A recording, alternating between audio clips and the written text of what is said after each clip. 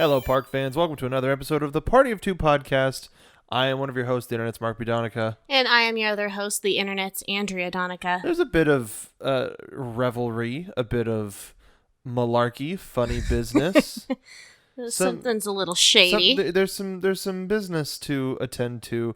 Nothing that we are directly tied to, but when we started... we're going to talk about a couple of things today, but do you want to start with this particular piece of stuff? Sure. Man, there's some shade on Diz Twitter, on Parks Twitter, whatever you want to call it, because there have been, in any sort of fandom, there are rumors, there are random pieces of belief. Sometimes, it's hard now because when we were kids, before the internet. Before the internet. Before the internet, but I will say, there was always that kid on the playground, depending on what you were in. He's like, hey, they're making a this, or they're doing a that, or hey, in Smash Brothers, you know how you could unlock Sonic the Hedgehog and Tails? Like, there was always that kid, the kid whose uncle works at Nintendo, like that, who's like, no, but you should listen to me because I know for sure. And in this context, the kid who, quote, whose uncle works at Nintendo is the folks behind Walt Disney World News Today. Which is just a misleading name from the very get-go. When I started following them, initially when I clicked follow on Twitter, I was like, oh, I guess this is the official Disney Parks Walt Disney World Twitter handle, and then soon realized, oh, it's not. But everything from their logo to their banner to their name, right from the beginning, is misleading to people. And that's something that you need to be conscientious of when you're posting things to the public, to your fans, etc. Well, it's part of the marketing of it, too, is that very thing. People getting confused and thinking that yours is the real thing, so that's why they come to you. That's why they would even give your site a look. But I first found it as sort of an equivalent to a site that we would go on the West Coast, Mice Chat, whatever you want to call it, where Mice Chat has a lot of Disney visits and photo essays and galleries and things like that, and sometimes they would have reports and news and whatever. Good old outlets, but also the Dusty Sage. That's while some of the users may leave something to be desired, as in any fandom. The people behind the site are pretty good people. The thing is, whenever anybody in a fandom creates a website like this, it comes from a good place, like you just want to share your fandom with other people. You want to be able to connect with them, share stories, and, get a sense of community and belonging. That was a big deal for me back when I was a teenager, and most of the people I knew thought that I was really silly for loving Disneyland as much as I did. So when I discovered the internet and discovered that there were people that had whole websites dedicated to their obsession like me, I was like, finally, I can share this with people. But as it is with any fandom, things can get negative. Well, not just negative, but the push for attention is huge. And once you make that sort of transition from a chat room or a photo essay or anything like that, once you start becoming a news outlet, there's going to be a desire to be the first place, the destination where people click to go for news. Like, set it as their homepage so that you get as much advertising dollars as you can, especially because that's a lot harder to do these days. And as a result, there were several rumors that came out of this website that instantly, I remember you telling me about, or me seeing them and just going, that's not There's no way. There's no way. Like there's always a realm of possibility, right? No, and I would like to think that I operate in that. Like we talked about in our episode about imagination, I was trying to be realistic about the possibility that there could be some Disney involvement in the new version of the attraction. Right. So I'd like to think that I'm more realistic, and especially when it came to two of our favorite attractions of all times, particularly the Tiki Room getting a Moana makeover, which is ridiculous. Absolute, like, what's Hey Hey gonna do? Like, now to think that that could have come from a place of maybe there's going to be some sort of a Moana animatronic show. Okay, which would be cute. Yeah. But you don't need to replace Tiki Room with it. And I think there's a perfect place for Moana as a franchise that we're going to talk about in another episode. But then now the one that hit home especially, but also one that was like, there's no way, it was the removal of the Country Bears before or to have a replacement Toy Story attraction in time for the 50th anniversary of the Magic Kingdom, which is laughable at best. Yeah. And to know the history of that attraction in Florida, also the history of that attraction in Japan, and just the history of that attraction in general. The only thing that it could use is a bit of a refurbishment, because we visited recently. Yeah. Some of the figures were Henry was looking great. Henry was looking like he was brand new. Yeah. But some of the other folks there, Max needs a little bit of attention. Max? Yeah, on the wall. Yes. Max his eye was going a little lazy. Yeah. And that's a general way of saying it, but but but besides that, it's great. Yeah. And people love the show. They're still laughing. We introduced a new group of people to the show. Like, oh, we'd never gone to see this. Now we're going to see this. We're going to try to see this every time we're here because it's ridiculous. They loved it. Yeah. And the only thing that I would like is, now that it is the only Country Bears in the United States, is we get the seasonal stuff. And I know that the reasoning behind the lack of seasonal stuff is one thing.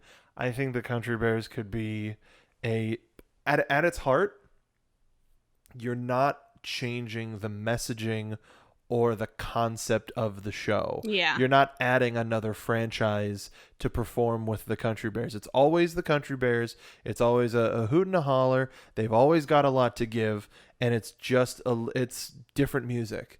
And so that's why I don't think having Vacation Hoedown or the Christmas Hoedown would be any sort of a takeaway, just depending on how long the turnaround time takes. And though the turnaround times just historically at the parks have been getting shorter and shorter, shorter and shorter. Practice makes perfect. That's why Nightmare Before Christmas has gotten so fast over at Disneyland. And I say the more Christmas, the merrier, for example. Hey. And we're going to be going to our first... very much puns. Nice. That was very meme-worthy, too. Yeah. We're going to be going to our first Christmas party this year, and if by some way... Oh, your mom would cry. I would, too. We'd cry together, yeah, and sure. And you and my dad would be very confused. But those two rumors, but the first rumor that sort of made everybody scratch their heads was the supposed removal of several of the Epcot pavilions. Specifically the land and the sea pavilions. And when I read this, I literally stopped. I'm like, what? Just going logistically into how much money and time and infrastructure that would need to be worked with, removed, just to demolish it alone for the seas would be astronomical. You have all of this sea life that's swimming around. Like, where are you going to put them? Obviously, Disney has a backstage area for cleaning things and doing all this maintenance work. Of course, they have that stuff. But, like, what are they going to do with those creatures? Where are they going to go? Like, they're not just going to say, well, let's just drop this dolphin in the ocean and hope it fares for the best. That's not how any conservationalist would deal with things, and Disney knows that. They are actually very well versed in dealing with that, especially after having built and maintaining Animal Kingdom. They're not strangers to this. So just the idea of them saying, well, they're going to demolish the seas with Nemo and friends, and that's another thing. That's a giant IP pavilion. Arguably the first one that they built. When did Three Caballeros debut? Three Caballeros was... I'll look it up. Yeah. I'm pretty sure Nemo came before Three Caballeros. But that was kind of the first step into implementing IP really in Epcot. And people love Nemo. They really do. And it's cute. It's arguably one of the best IP integrations that they've done. Things could be maintained better. I'm currently disappointed that the anglerfish isn't working. And the ride is out of sync. Oh, something gosh. fierce. That's the problem with when you use too many screen-based technology.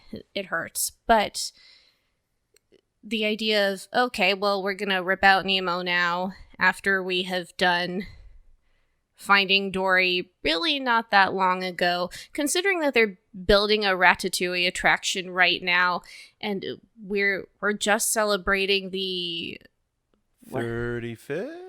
No, for Ratatouille's anniversary of when they released the movie. I don't know, it's like 10, 12 years? Yeah. Something like that? Somewhere around there.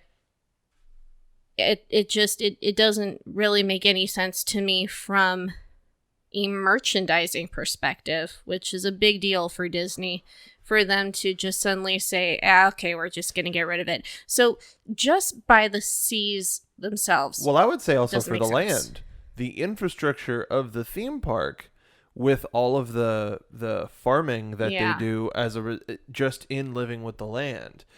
And Soarin' and the Q are a people eater. Living with the Land is a people eater, and their restaurants there are food eaters. Like there's plenty. I was going for a real dumb joke there. Yeah. But just how those two infrastructures are just baked into the, not necessarily even the success, but just the main infrastructure of Future World, let alone Epcot.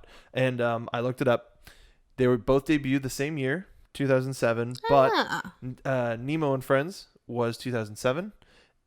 Was January 2007, and Gran Fiesta Tour was April 2007. So not too far apart, but still they were probably like, hey, let's just do a slow rollout for all of this stuff.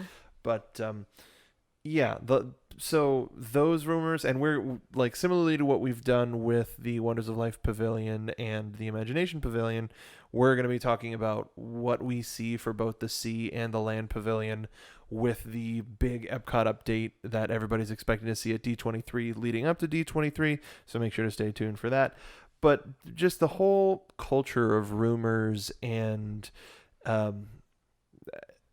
it's toxic. Yeah, and these are places where people come to have fun, and while there's some, I think any sort of a protest to any future attraction, even if it replaces a beloved one, you can't really speak to anything because you don't know what's going to be coming. Like the outrage for Tower of Terror closing in California, and like, oh, they're doing it for an IP. Well, first of all, Twilight Zone is an IP, and now without the help of the ride, seeing a resurgence thanks to Jordan Peele, and it's doing wonderfully, even though it's exclusively on the CBS All Access app. It's one of those things where people go, oh, that's a great mind, he's got great talent attached to it, it's just like the show used to be. Great, cool. They're just reinventing cable. It's really frustrating, but regardless, that's so when Mission Breakout comes out, everybody loves it because it took what was the most subpar version yes of Tower of Terror and improved upon it by flipping the script a little bit. And it made the attraction, in my opinion, way more fun. And personally, I'm completely satisfied and happy with the OG Disney Hollywood Studios Tower of Terror being as it is, just, getting freshened up maybe every now and again. That can stay as it is, but reimagining Tower of Terror for California Adventure into Mission Breakout, I think it's still a huge success. People line up for that attraction like crazy. They love it. It's a lot of fun. For me, I'm terrified of drop rides, and I'm able to, it's more palatable to me because I can kind of laugh through it a little bit better. It gives you moments of release by either being one of, like, a classic rock tune. Oh, I know this song. I love this song. Great. Let's listen to some Joan Jett. Or Rocket's humor, or seeing Baby Groot run around, or whatever. So, but then also at that same token, I think Monsters After Dark sort of builds that tension back up that it used to have by maintaining the scariness. You don't know what monster is going to be around the corner, blah blah blah. But it's still essentially the same ride. You get a little bit of Figment in there. You get a little bit of Stan Lee making his cameo, and anytime that we get more Collector, just because of how fun that character, like it, I think that's a home run. So just that attitude of something's replacing this, it's going to be awful because it's not that thing I liked. Now, I will say, going from Journey into Imagination to what's in there now, we talked about at length. Right. And, this is also why the theme park community gets really nervous when they hear any rumblings of something like this, right?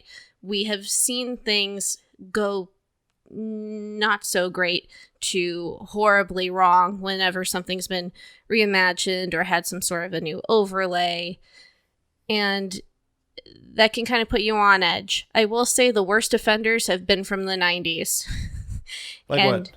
Oh, like rocket rods from People Mover, Journey into Imagination, turning into Journey into Your Imagination, turning into Journey into Imagination with Figment. Yeah. You were right about that, by the way. Tee-hee. There are so many things that I could check off for that. But the thing is, we are past the 90s now. And while we still see that every now and again, in different places, you gotta give some credit to these designers and these people that are putting these attractions together, right? It's not like they have bombed every single time that they have created something for you. Pandora, I remember when that was announced, everyone crapped on it. And I was skeptical. I was like, okay, it's probably going to be pretty, but is there going to be any substance to it? And then we went, and I really enjoyed it. I do not like the Cars franchise from Pixar at all. I'm completely disinterested in it. I don't care. It seems like a phallic representation of John Lasseter to me, but that's a discussion topic for a different time. Oh yeah, but the land is really, really cool. It's so enjoyable. I love Radiator Springs Racers.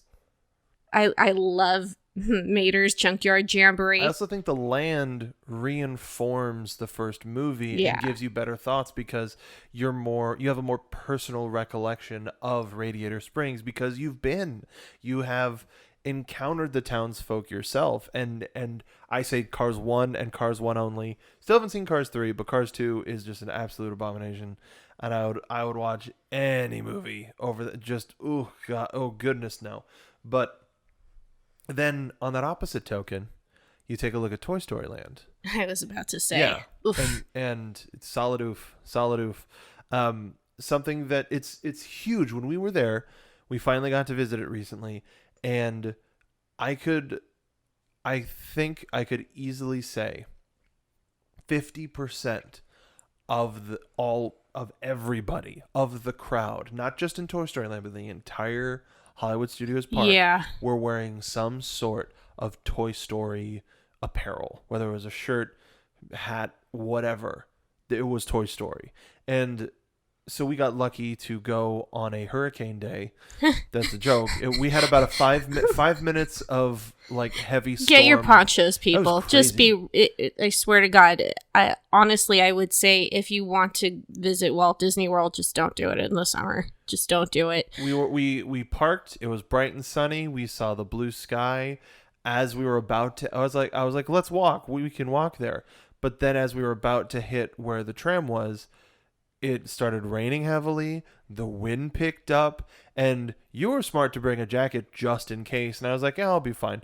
And I wasn't. I was wet the entire day, but it was. He was shivering next to me on the tram. It sucked. It was a storm that lasted probably about 5 to 10 minutes. It lasted from us being on the tram. The tram was held. Thank goodness it was held. Yeah. But we made it up through security into the park, and we stopped off at a store. And then it cleared out, and that was it. And there was maybe a couple of drops here or there, but it was, that was rough. Ooh, that was rough. Sitting in Muppet Theater with a little wet, heavily appreciative of that. But Toy Story Land, because due to that weather condition, we were able to get on Slinkies in about 35 minutes, which is unheard of. No. 45? We at least waited an hour, honey. I don't know if it was an hour. No, it was about 45. It was about 45 to 50. I think he's being generous, folks. But maybe the attraction had been closed, and with the hurricane going as it did, with that being an outdoor roller coaster, it would not be safe to be riding that. So it was down, and then we were able to jump in line right when it opened back up.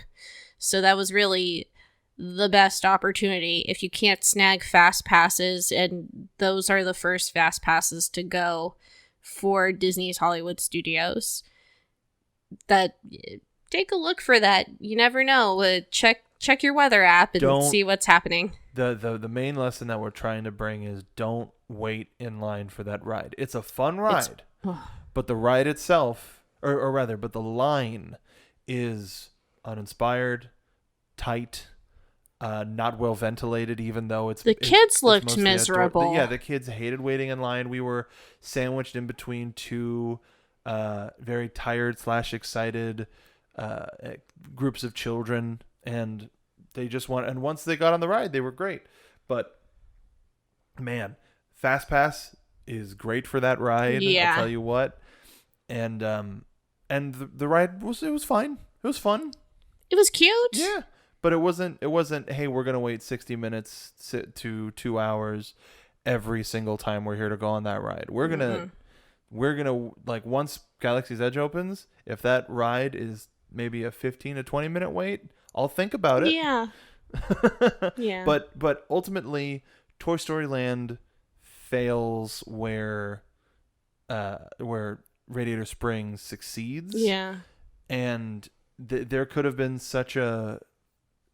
a bigger exploration of like getting shrunken down to the size of a toy or this or that, or playing with space and playing with size instead of just making everything toy boxes and game pieces. And like even the quote story of the Slinky Dog Dash is that you're in Andy, or the whole land is you're in Andy's backyard, and there are walls to the land that are like a wooden fence, and they don't work because it's not to scale at all. The scale is very incorrect, and so like it's not unease, but just like something's off.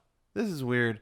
And once we were out of that, I mean, we were kind of rushing around that day, but it was still like, I don't want to be in here longer than I have to.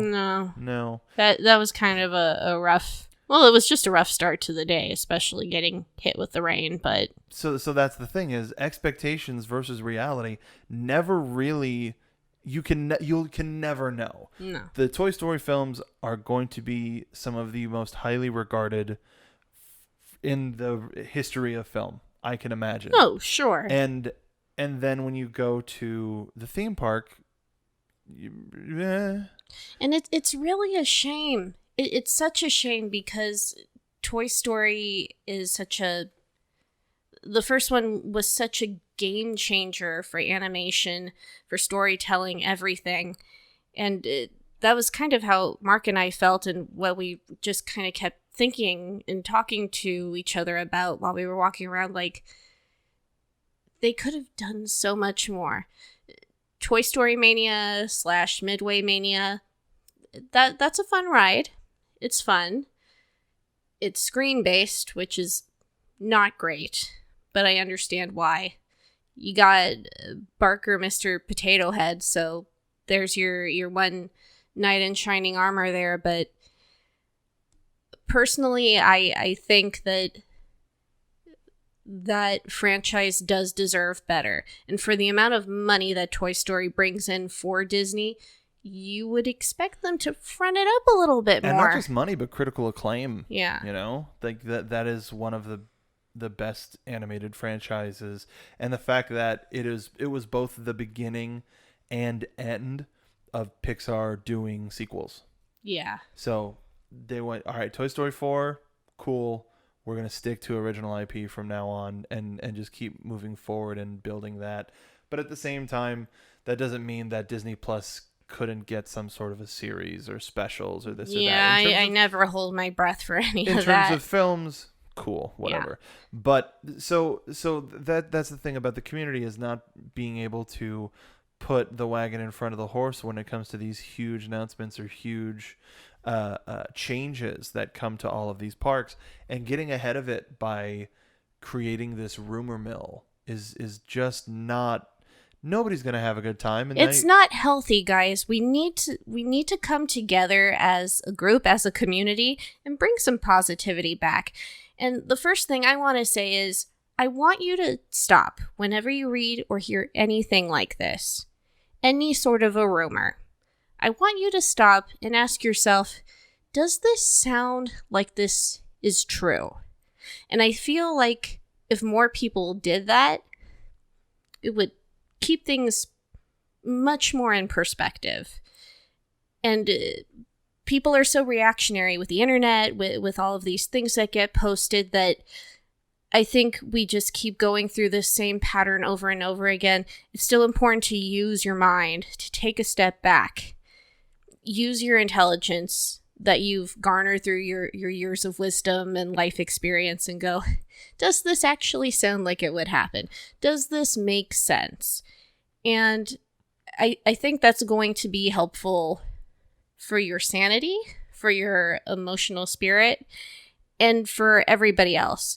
Because once a rumor that's toxic as, hey, Tiki Room is going to get a Moana overlay, or the birds are going to be kicked out for Moana, or hey, the Country Bears are going to be kicked out for another Toy Story attraction. Take a step back and go, does this sound logical? Number 2, ask yourself, is this a reputable source? Is this somebody that's always been right? Do you trust them? Is there any source? Or is it just a website saying something? Yeah. I got a source, all right. That's the... What now, there is something to... There are reporters that have sources that, for various legal reasons, can't necessarily reveal who they are. Of course. Depending on how that is treated, I think you can determine the severity of a situation, or if there is none, then that sounds pretty easy to me. Also, don't take any sort of possible aggression out on cast members or anybody on the Imagineering staff, because these decisions usually come from very high up, and in order to keep your job, you kind of just do your job. Yeah, for a lot of things with Imagineering, maybe the original idea comes from the top, where they say, hey, let's build a Star Wars land. You drop off the idea to Imagineering, or maybe they even have different outside companies that bid their ideas, and then Disney goes with what they want. It is a mixture of different things. There's a lot of different factors at play. But the question is, who is producing it? Who has the money for it? And what is this going to accomplish for the long run and the long term? It's important that you ask yourselves these questions. It's important that you think about them. And don't attack each other over it. I know that it's some people are laughing or being really nasty to Walt Disney World News today. And the way they're reacting and behaving in terms of Disney actually coming out and acknowledging these rumors, which has completely changed the game by doing their own Disney Parks blog posts specifically reacting to the Tiki Room rumors, to the Land and the Seas rumors, and to the Country Bears rumors. All in the span of 3 weeks, guys. It's been a lot. It's been pretty rough.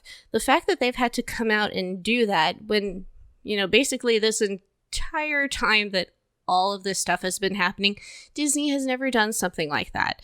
Some people are trying to call Disney out and say, hey, why are you actually giving this website the time of day? And then they're saying, well, then maybe there were actual rumors and now they're just diffusing the situation, or maybe they've changed their minds because there was so much of a negative reaction. There are a lot of different things that we can speculate on with this. For example, Bob Iger is on the board of directors with Apple. Apple will leak fake information to try and weed out who is actually leaking the information within the company so that they can get rid of the leaks. And I think it's fully possible that some of this was just created to try and weed out the untrusty employees within the Disney company. That's honestly what I think happened. And the fact that it all happened within the span of a month is pretty intense. We don't know. We don't know what's going on. I fully believe that everybody involved has been devoted to protecting the community, protecting the fans, and doing what they see is the best for everybody. But you gotta use your logic. You gotta think about that stuff. Here's what I'm going to say. Always take a step back. If you're really, really, truly concerned about something, don't just go on Twitter and freak out about it. I mean, you can do that. But if you really are concerned about an attraction going away or leaving or anything else, sit down and write a letter to the Disney company or whatever company it might be. For me personally, I'm concerned about the Muppets right now.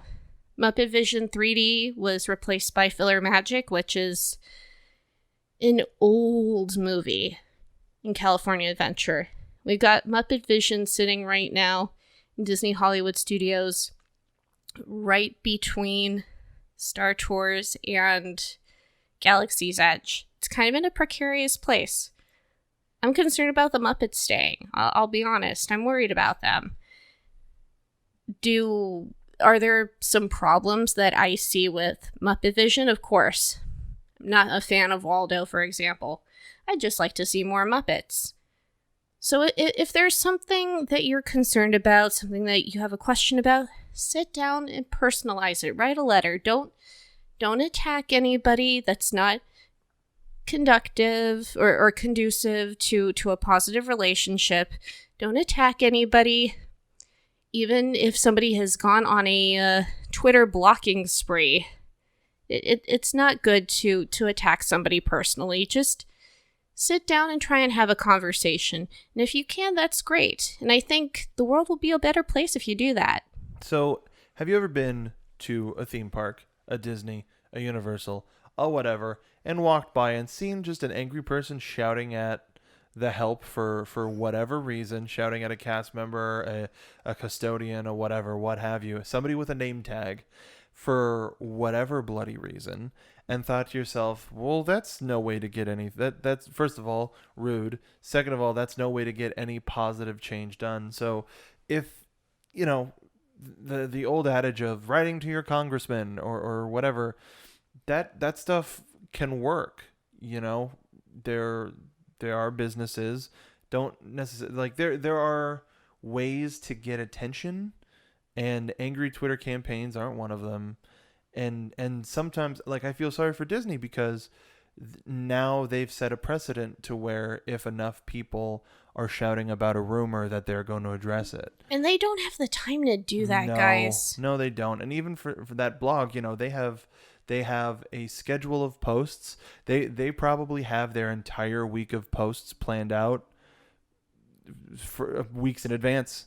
They probably have a whole month of like, okay, this and this is where, and whether it's some stuff that's specific or not, whether it's D23 post, blah, blah, blah. Like they have all of their, like this is the blog is a part of their marketing too, where they announce all of the food offerings at the Food and Wine Festival 2019. If that post goes out at just the wrong time, not enough people see it, not enough people pre-order their tickets, blah, blah, blah.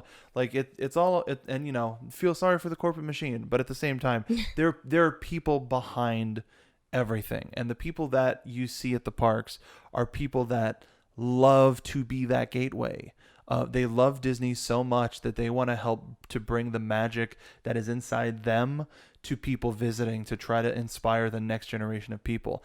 I have an old coworker of mine who works at Disneyland as a photographer, and I'm seeing on his Instagram all the time just how much of an amazing time and opportunity he is having, and the magic that he, even just by being a photographer, like even the custodians when they're sweeping up leaves and it's in the shape of a Mickey, and you go, oh, or the like water art, or that. Love that. You never know what you might find. And while there may be some people near the top that may or may not be making bad decisions, you can't take it out on the people down below, because they're probably in a similar boat as us. Like your Maynards or what have you, that have a career based off of working particular attractions. And you think if they find out that the attraction that they've been working on is going down, they're not going to be happy about it, And I just use Maynard as an example, but it's just sort of a thing where people are attraction lifers. Yeah. So they're probably just as, like, not going to say that. They're probably just as annoyed or just as curious or just as frustrated with some of the stuff that's coming out, because from a fan perspective, they have to be that face that denies everything when they probably don't. They're not going to be told. They're too low on the totem pole to be told, yeah, in 5 years we're thinking of updating the Tiki Room, which again will never happen, just as an example. So yeah, positivity is the way to go. Yeah. So just keep it up. Don't be mean to each other. Let's just, unless it's announced by the Disney Parks blog or by Robert Iger being on stage at D23, unless it's an official announcement and it's straight from Disney, take everything you hear with a grain of salt and you'll be okay. But I want to move past all of this, and I want to talk about 4th of July.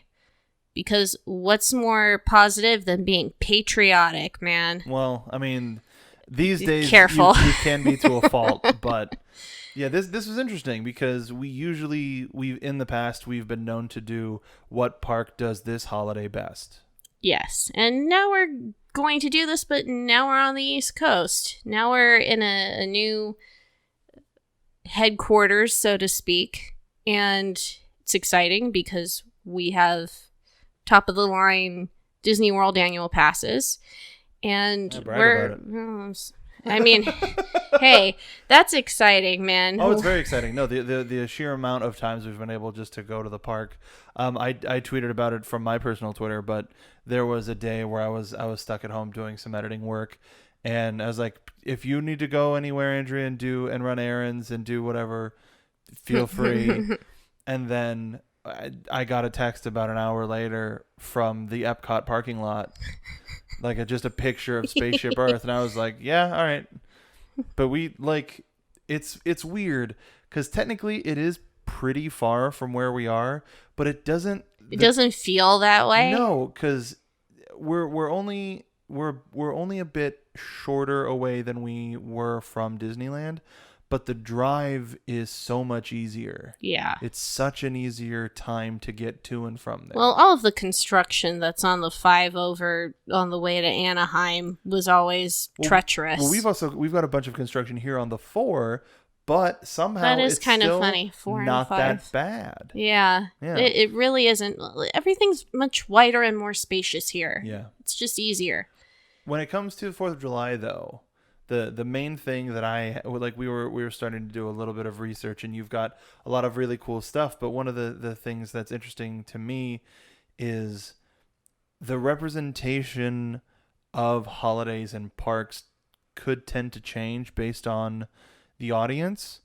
But when it comes to 4th of July, it's patriotism, fireworks, and like sugary, greasy food, or just food in general. Yum. And now when it comes to that, everybody does that, especially theme parks. But theme park, yeah, as you say, theme parks do it every day, not just for 4th of July. Like the 4th of July fireworks that we've gotten to see them at Disneyland, and they're remarkable. Yes. Absolutely moving and breathtaking, and all of the patriotism and emotions and feels.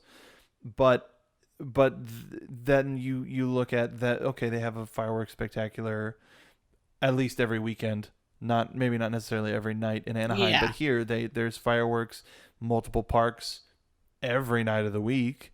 And then it's like, okay, well there's the fireworks checked off. But then patriotism, you look at Epcot or you look at Walt Disney World, and you look at them both. You got American Adventure, and then you've got Liberty Square. Okay, cool, that's patriotism check. And then you look at food, say no more. Absolutely everywhere has some sort of amazing food, a churro, a waffle, a what have you, funnel cake.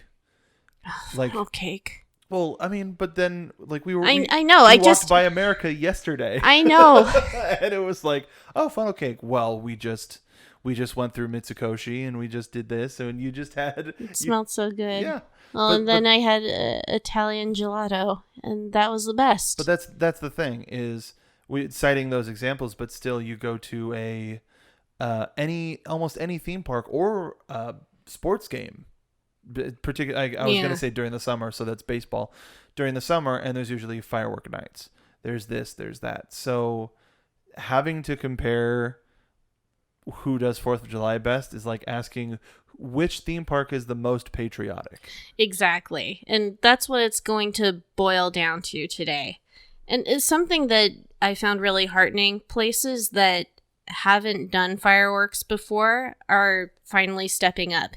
Universal Studios in Hollywood, for the first time ever, is actually going to have 4th of July fireworks this year. Did they say where they're going to be firing them from?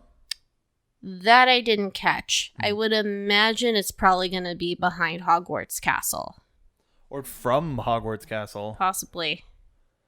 Yeah, I don't know. I'm not 100% sure. But, I mean, I figure that's what it's going to be. Like, that's where everybody stops to just watch everything. And who knows what they have behind the castle, actually. Well, you can see it from the tram. Yeah, a bit. But, like, what specifically are we looking at when we look at that? Fire it from the fire station. Ah, you're closest to helping be able to take care of it. Yeah. So you can find fireworks basically everywhere. So that's great. So then we ask ourselves, well, what sort of attractions do we have? What I'm hearing and reading through at least Orlando is most people are stuck between Walt Disney World and Epcot, because over in Walt Disney World, in Liberty Square, you have the Hall of Presidents, which... Sorry, are they running Great Moments in History with the Muppets? Oh, yes, Okay. They are, which is also really, really cute, and I cannot wait to watch them. We're going to actually be at Walt Disney World enjoying 4th of July over there, but I am a little torn. I part of me wishes we could jump over to Epcot too, because Epcot, besides having the American Adventure and the American Pavilion, they have their characters there dressed up in colonial garb, and you can actually interact with different great figures of American history and talk with them. I saw Betsy Ross. Yeah. Benjamin Franklin. Was there somebody else that they listed? I feel like there was a third person. I think there was a third. But either way, I think face characters of historical figures are interesting. It's hard for me because, well, actually no. After seeing the American Adventure attraction, that is such a huge piece of patriotism, because I was a little concerned when we were watching it the first time.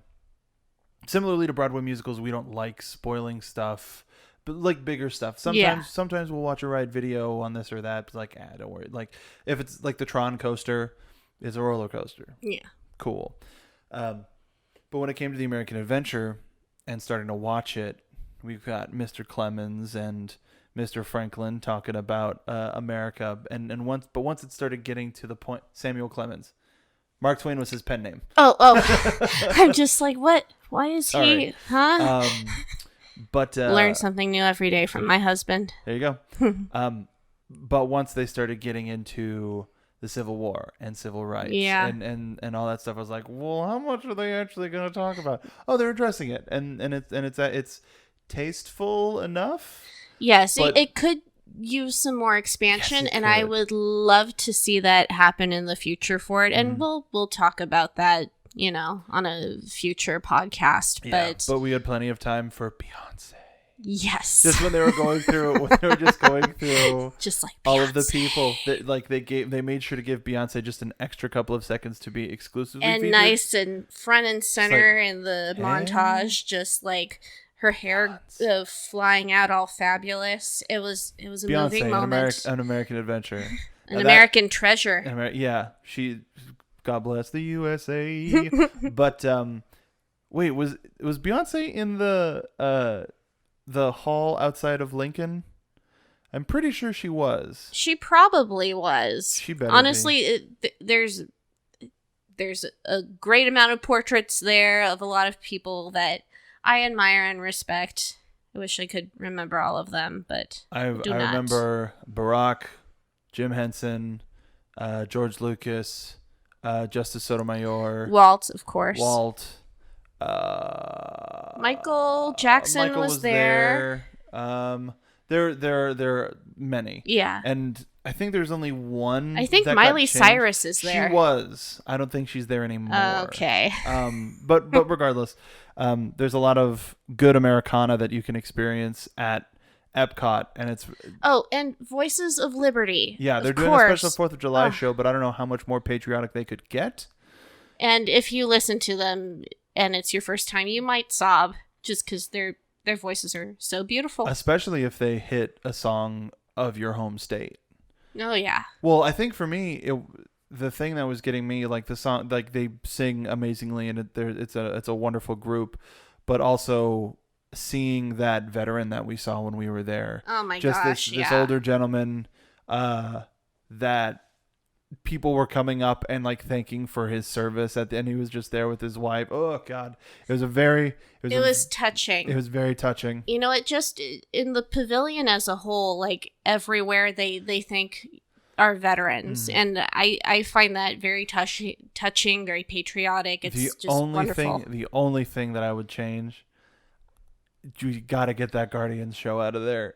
Like it is culturally distracting. Now it makes sense of like brands and brands. We've got the brands. We'll show you we got brands. I mean, I understand why they put them there, because it's like, okay, these are like American hits and Queen. Oh. They do Don't Stop Me Now. Yeah. but yeah. I haven't fully paid attention to it. We've only just kind of passed by it, because if we do actually stop to watch it, I want to be like semi-surprised, but now I guess the surprise is over. They perform great from the awesome mixes. the singers are really great. No, I will say, it's a great performance. It's just really out of place. Yeah, like it's when we were distracting. We were sitting trying to listen to Voices of Liberty. Luckily, they don't have them on it, or if I remember correctly, they didn't have them on at the same time, so that the performance out there would end, and so then we could listen to Voices, or they closed the doors or something.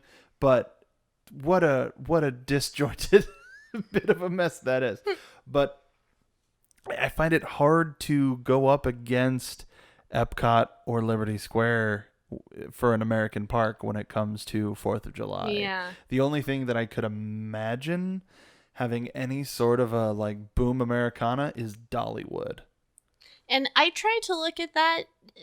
Of course, Dollywood is going to have 4th of July fireworks as well, but I couldn't really see a whole lot past that. That was specifically for 4th of July. Though I am seeing for a lot of other parks, they're extending their hours by quite a bit. For fireworks, I would presume. Right. To let it get darker. Because here it doesn't get dark till like 9:30. It's totally thrown off our circadian rhythms, guys. Ugh. I have such a hard time sleeping normally. Say we all. And the other interesting thing, too, with Illuminations, and of course it's in its final summer, so a lot of people are especially making time to see it. When it comes to 4th of July, Illuminations does a special 4th of July segment that they only do exactly on the holiday. With most other parks, they'll, try to do Independence Day things for a couple of days so that people can catch it throughout the weekend, etc. But with Epcot, they're like, nah, just this day. Just this day, you can catch it. So why are we going to Magic Kingdom again? I know. This is why I'm also like torn. Well, I mean, Epcot has become our favorite park. I love to go Epcot to here. so much. It's a wonderful experience where you're just transported. Yeah. So it's one of those indescribable feelings where you just you want to walk around. You just want to be in these. You can be in all of these different places at once. And when we had dinner in the Mexican Pavilion, the first time we came since moving, and there were so many things that just reminded me of California. Yeah. And just the atmosphere, and there's so much, and I adore the Mexican Pavilion, but then the Japanese Pavilion has a lot of the cultural stuff that I've been growing up with, and food items that I haven't seen in years. Gudetama. And Gudetama. Agretsuko. But Dragon Ball, Bleach, One Piece, like Mario, Nintendo stuff. But then Studio Ghibli. Daifuku Mochi, Studio Ghibli, Corgis. Can get my green tea mochi ice cream, which I love. Green and if you have anything. Oh yeah. Yeah. But for me, it's that candy melon. He's obsessed with it, you guys. So so when I went to Epcot, guys, when he was working at home and I went by myself, the final motivator was he dropped it in my mind, and subtly he said to me quietly to the side, he's like, if you go, can you get me more of that mochi?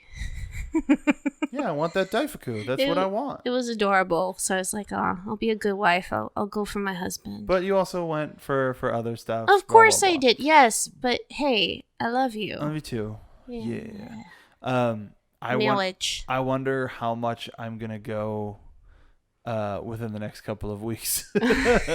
but I can't imagine better American parks to go to than two that distinctly showcase colonial America and have some sort of a representation of the time when this country was born to celebrate that very thing. So this seemed like a very open and shut case. Yeah. Well, okay. So is it Epcot or is it Magic Kingdom, honey? I mean, that's kind of personally, I would say Epcot, because there's just a little bit more when it comes to that. That's specifically like colonial America or just America in general. When it comes to the other one, when it comes to Liberty Square, that you get the food and we ate at the restaurant recently, and it was very good. Mm-hmm. But we haven't eaten at the restaurant in Epcot yet. But the attractions, I would say, are a little more timeless when you go to Epcot. Whereas the Muppets, you could have missed the boat on that. Hall of Presidents, that's a different discussion for another day.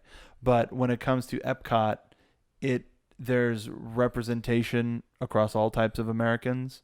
Yeah. The Voices of Liberty is a very diverse cast of singers, which I love. Are heavenly voices. Oh yeah. And you don't know, they have at least 50 plus songs that they can perform on a given day because they have a state song for every state in the union. They said it the last time we were there. There was like we performed these various different things. I was just trying to fight back sobbing from my wave of emotions of patriotism that I guess I missed that part. It happens. And I think it's a lot easier to feel that in Epcot. Yeah. I think it's a lot easier for all walks, creeds to take it in and go, yeah. What is it? Dang! I was gonna quote Sam from Lord of the Rings, but I totally forgot what the last line was in Two Towers.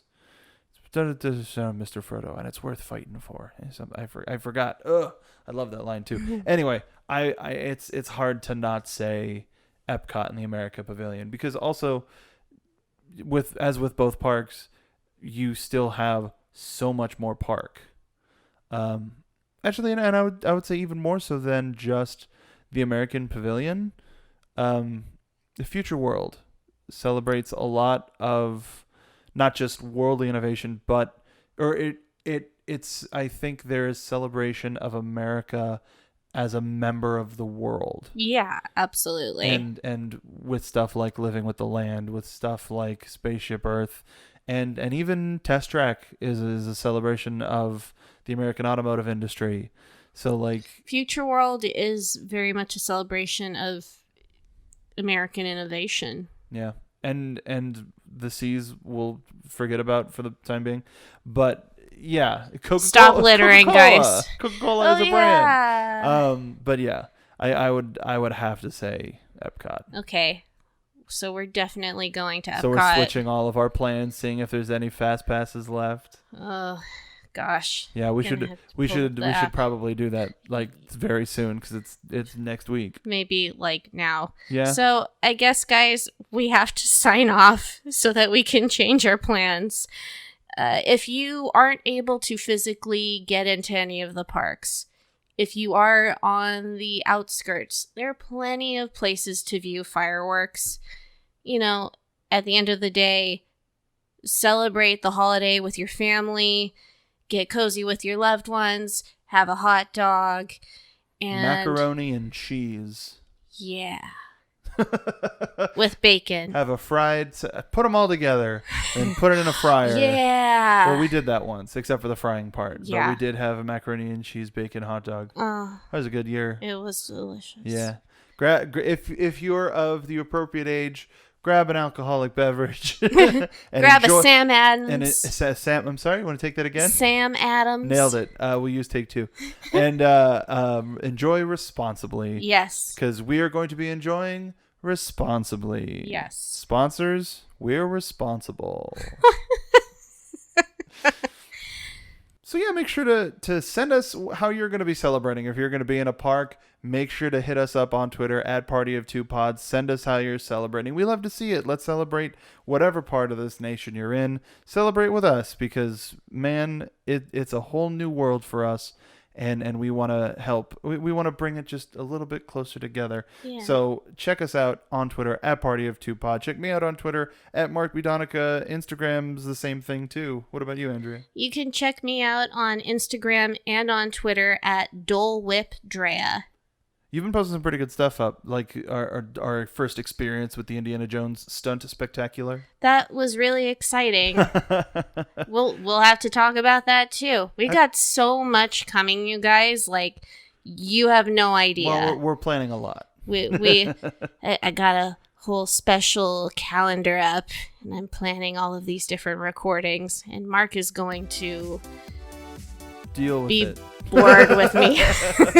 Nah, it's gonna be fun. It's gonna be fun. It'll be good. And we hope that you come along when we see you on the next ride.